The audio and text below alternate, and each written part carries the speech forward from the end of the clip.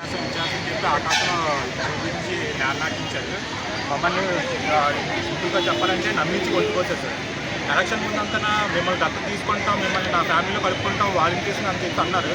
ఇప్పుడు తీరామోసి మీరు మాకు కొట్టలేదు, మీ పిల్లలకి మేము పేరు పెట్టలేము అని చెప్పేసి ఇప్పుడు అంటున్నారు అని చెప్పేసి కామెడీ చేస్తున్నారు. ఇప్పుడు మీకు పగలుంటే మీరు కొట్టుకోండి సార్, అంతేగాని మాలాంటి వాళ్ళతో ఆడుకోకూడదు కదా. ఇప్పుడు పార్టీ అంటున్నారు, ఇప్పుడు పార్టీ అవతల పార్టీకి వెళ్తున్నారు, అవతల పార్టీకి వెళ్తున్నారు, మీరు సుఖంగా ఉన్నారు. ఇప్పుడు మమ్మల్ని రోడ్డు పాలు చేస్తారు అంటే ఇప్పుడు మమ్మల్ని పేషెంట్స్ టెస్ట్ చేస్తున్నారో ఏంటో అర్థం కావట్లేదు. ఇప్పుడు 2 లక్షల మంది అంటే తక్కువ కాదు కదా, స్టేట్ మొత్తం అంతా కదా. ఇప్పుడు 2 లక్షల మందికి కోపం వచ్చి ఏం చేస్తారని ఎదురు చూస్తున్నారు. అంటే మా కోపాన్ని ఎలా తీసుకొని చూస్తున్నారు. మాకు రోడ్డు ఎక్కడం ఒక మాట కాదు సార్, అందరూ రోడ్డు ఎక్కగలం, అందరూ ఇప్పుడు యూతే.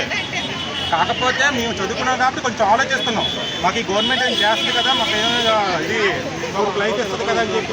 మీరు ఏం చేయదలుచుకున్నారు? ప్రభుత్వం మీ కోరిక నెరవేర్చకపోతే ఏ విధమైన ధర్నాలు సార్? ఫర్దర్గా ఇంకేం లేదు సార్. ఇప్పటికైనా మా మీద యాక్షన్ ఏం తీసుకొని మాకు ఏదైనా చేయకపోతే ఇంకా సివియర్గా ఉంటుంది సార్. ఈ రోజు నుంచి సివియర్గా ఉంటుంది స్టేట్ మొత్తం. ఇప్పుడు ఆల్రెడీ మేము ఒక మాట మీద వెళ్తున్నాం. ఇప్పుడు కానీ మా మీద ఏదైనా ప్లాన్ చేయకపోతే మాత్రం ఇంకా ఏదైనా చేసిన ధర్నాలు ఏదైనా స్ట్రైక్స్ అయినా ఏదైనా సీరియస్గా ఉంటుంది ఇంకా.